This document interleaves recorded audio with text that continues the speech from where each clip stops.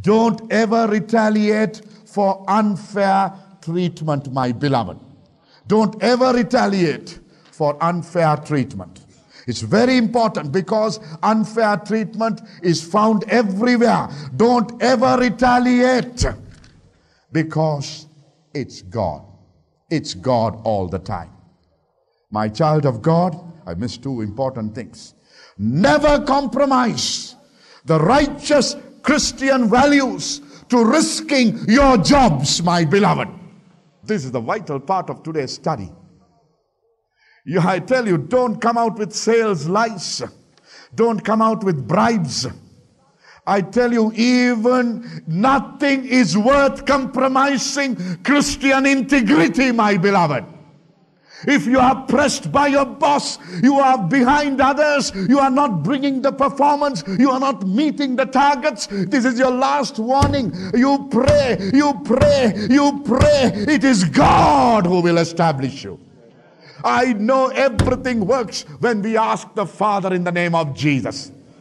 Oh, my beloved, everything by prayer. The Holy Spirit, it is because you have not yet prayed enough. It is because you have not yet forgiven enough. It is because you have not yet sacrificed enough. It is because you have not yet loved enough.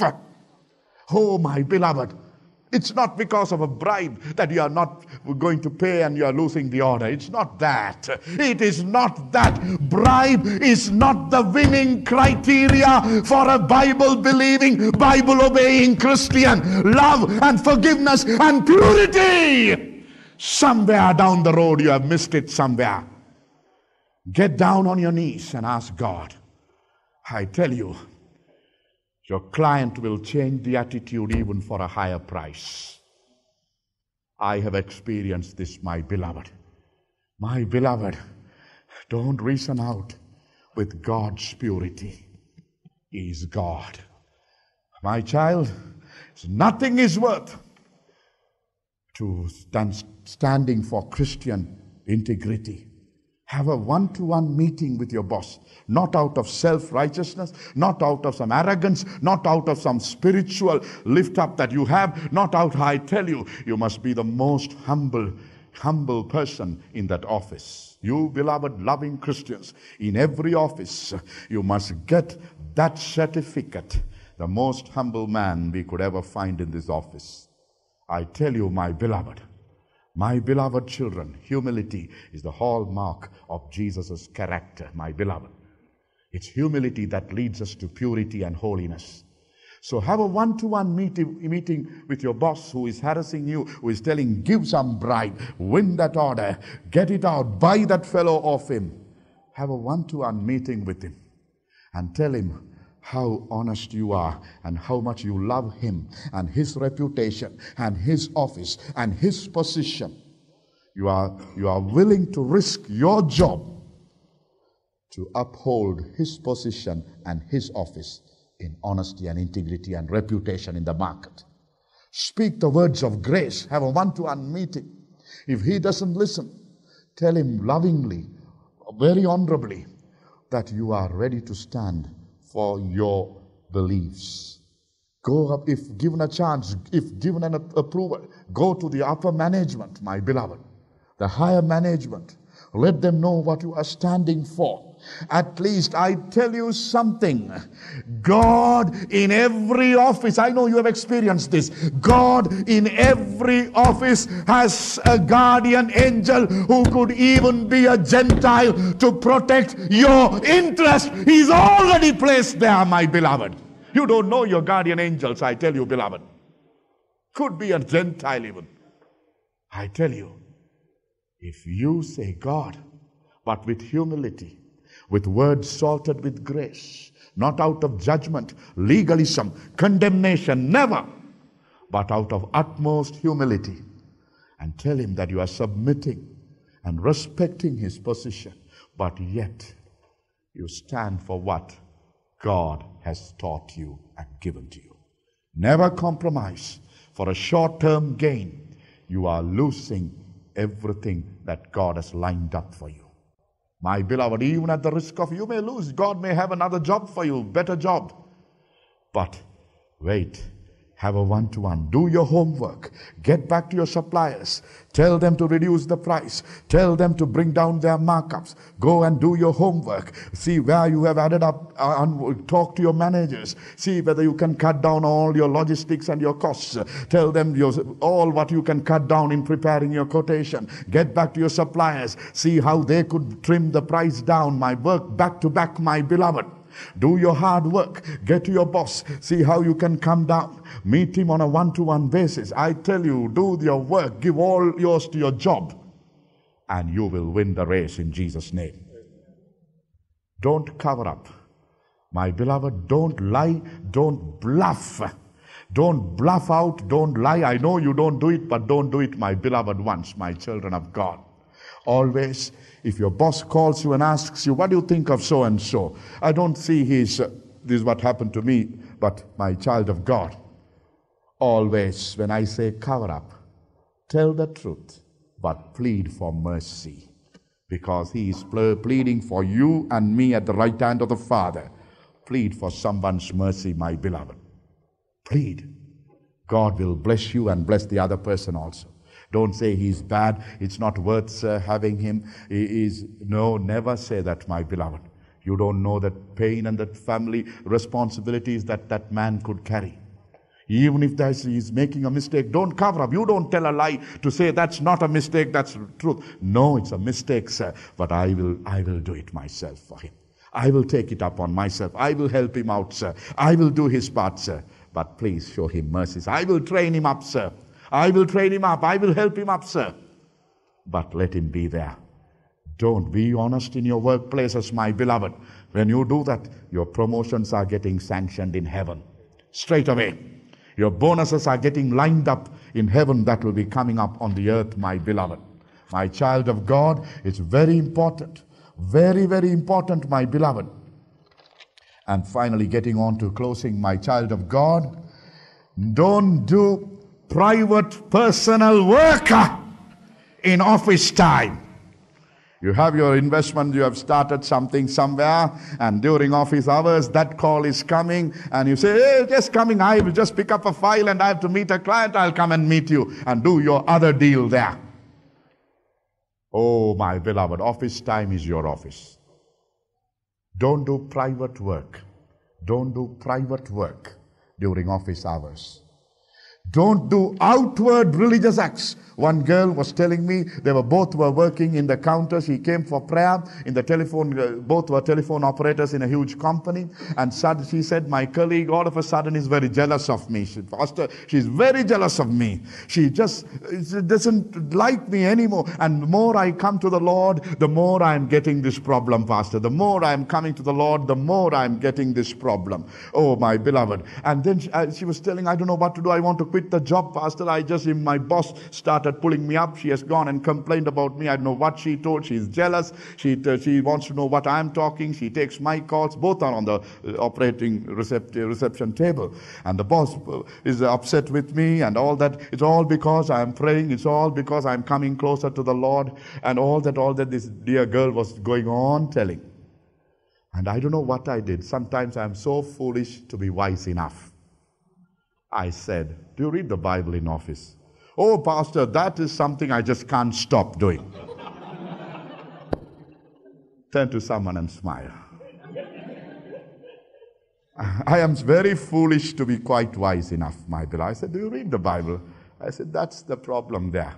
I said, you have not been paid to read your Bible in office. Today, don't be an outward Christian. Leave that aside. Carry the Bible. Memorize Psalm 23, Psalm 91, Psalm 138. Oh, all these.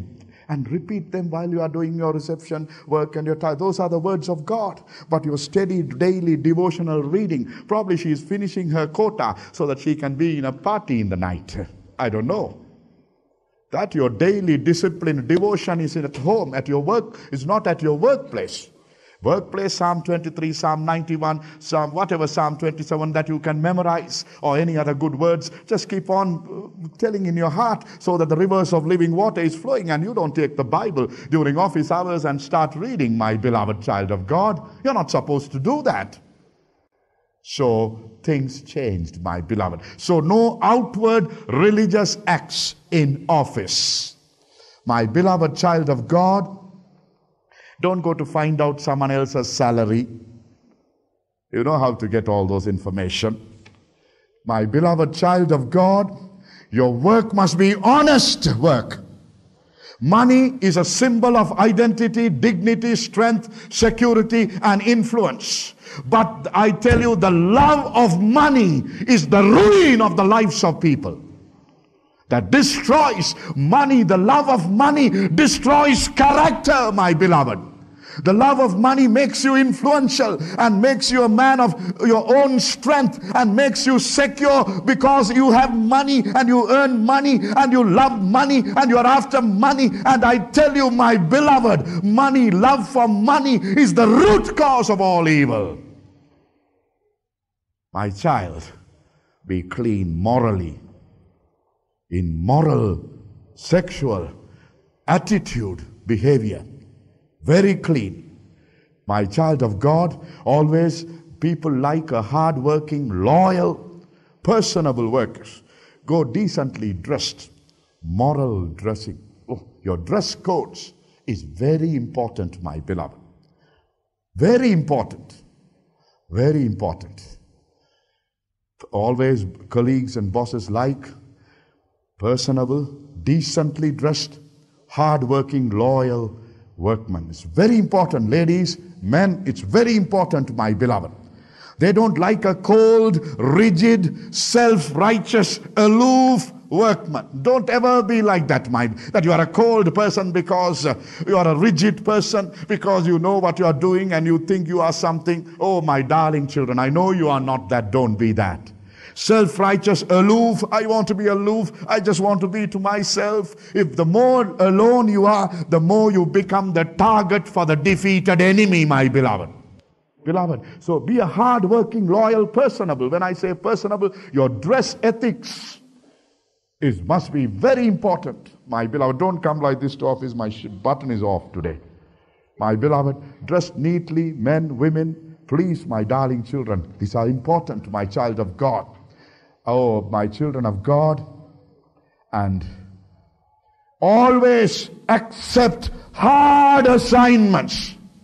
This is what is very important before we close in. Always accept challenges and hard assignments. Don't ever go, my work is hard, because you're not working enough. That's why your work is hard. My beloved, I think I'm so foolish to give you something wise tonight. You're not working enough. That's why it's hard for you.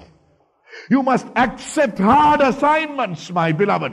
How will God prove to your boss that you are capable of handling better things and you deserve a promotion? Unless you accept hard assignments.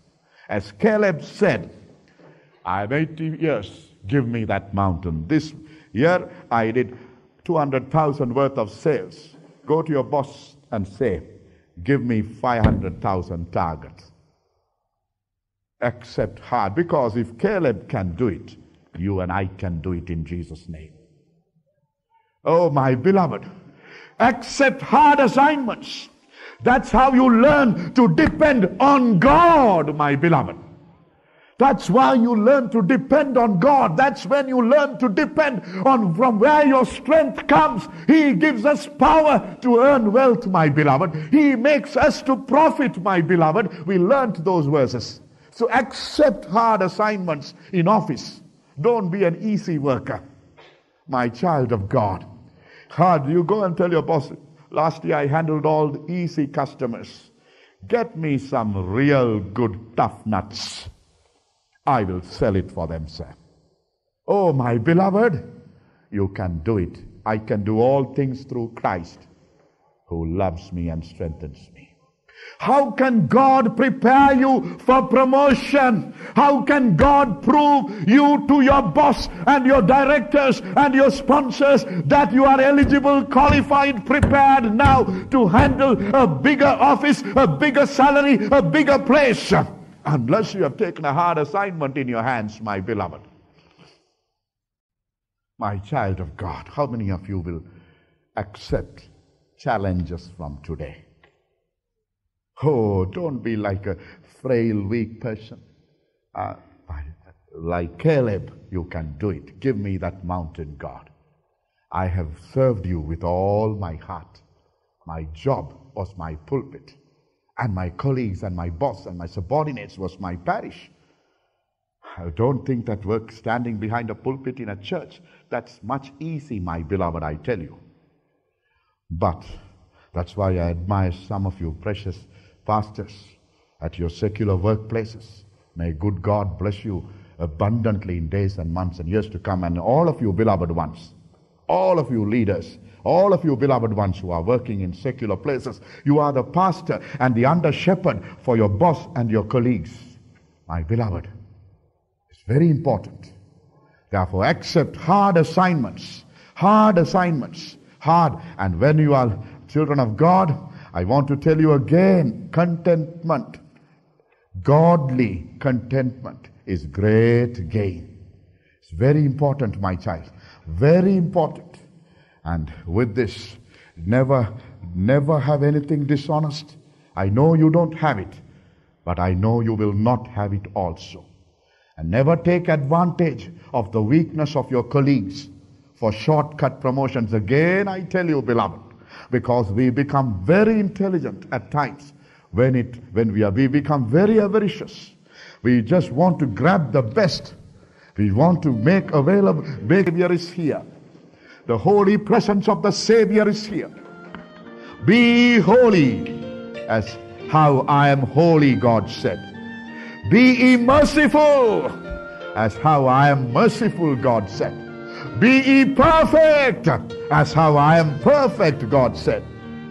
My beloved, you have been put there in that place to bring the kingdom of God there, not by your words of preaching and your outward Christian acts. No, by your inner attitude and being the light and the salt of this earth. You are the changer of that environment. That's why God has put you there. My beloved, it is possible by God. It's possible by God.